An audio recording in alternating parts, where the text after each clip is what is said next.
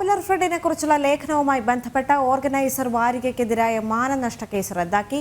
ഹൈക്കോടതിയാണ് case റദ്ദാക്കിയത്. RSS മുഖപത്രത്തിനെതിരെ നിരോധിത സംഘടന PFI നൽകിയ അപകീർത്തി കേസാണ് റദ്ദാക്കിയത്.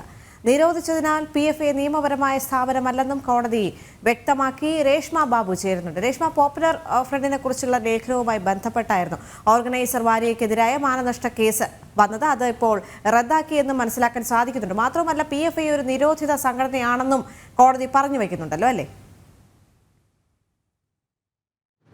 അതെ ദേവിക, 2017 സെപ്റ്റംബർ 17-ാം തീയതിയാണ് RSS മുഖപത്രമായിട്ടുള്ള ഓർഗനൈസറിൽ പോപ്പുലർ ഫ്രണ്ടിനെ കുറിച്ചുള്ള ലേഖനം വരുന്നത്. അതായത് നിരോധിത സംഘടനയായിട്ടുള്ള സിമിയുടെ മറ്റൊരു രൂപമാണ് പോപ്പുലർ ഫ്രണ്ട്.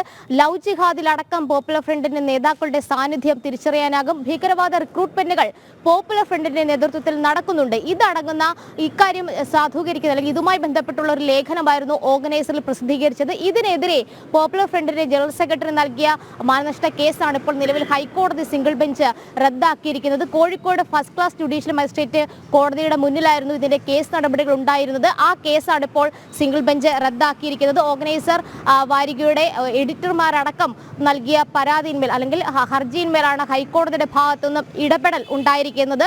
ഈ ഉത്തരവിലടക്കം ഹൈക്കോടതി ചില പരാമർശങ്ങളും ചില ചൂണ്ടിക്കാട്ടലുകളും നടത്തിയിട്ടുണ്ട്. അതായത് 2022 സെപ്റ്റംബർ 27-ാം തീയതി കേന്ദ്ര സർക്കാർ PFI നിരോധിച്ചു കഴിഞ്ഞതാണ്. നിരോധിച്ചത് കൊണ്ട് തന്നെ PFI ഒരു നിയമപരമായിട്ടുള്ള സ്ഥാപനമല്ല. നിയമപരമായിട്ടുള്ള ഒരു പരിരക്ഷ PFIക്ക് ലഭിക്കില്ല എന്നുകൂടി ഹൈക്കോടതി വ്യക്തമാക്കിയിരിക്കുകയാണ്. അതുകൊണ്ട് തന്നെ ഈ അപകീർത്തിപ്പെടുത്തി എന്നുള്ള സെക്ഷൻ 499 ഈ കേസിൽ നിലനിൽക്കുന്നതല്ല എന്നും ഹൈക്കോടതി ചൂണ്ടിക്കാട്ടിയിരിക്കുകയാണ്.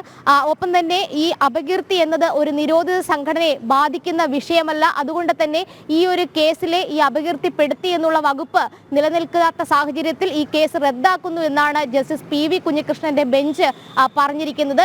നിരോധിച്ചത് കൊണ്ട് തന്നെ നിയമപരമായിട്ടുള്ള യാതൊരു പരിരക്ഷയും ഈ പറയുന്ന PFIക്ക് നൽകാനാകില്ല എന്നുള്ള ഒരു നിലപാട് തന്നെയാണ് ഹൈക്കോടതി എടുത്തു പറഞ്ഞിരിക്കുന്നത്. നേരത്തെ ഈ ഓർഗനൈസറിൽ വന്നിരുന്ന ലേഖനത്തിലടക്കം വലിയ രീതിയിലുള്ള വിമർശനമായിരുന്നു PFIക്കെതിരെ ഉണ്ടായിരുന്നത്. കാരണം സാധൂകരിക്കുന്ന തെളിവുകളുടെ അടിസ്ഥാനത്തിലായിരുന്നു ആ ലേഖനം പ്രസിദ്ധീകരിച്ചത്. പക്ഷെ അത് വലിയ രീതിയിൽ അപകീർത്തിപ്പെടുത്തുന്നു എന്ന് ചൂണ്ടിക്കാട്ടിക്കൊണ്ടാണ് PFI ജനറൽ സെക്രട്ടറി മാനനഷ്ട കേസ് ഫയൽ ചെയ്തത്. പക്ഷെ ആ കേസ് നിലനിൽക്കുന്നതല്ല എന്ന് കണ്ടെത്തിക്കൊണ്ടാണ് ഹൈക്കോടതി നിലവിൽ റദ്ദാക്കിയിരിക്കുന്നത്.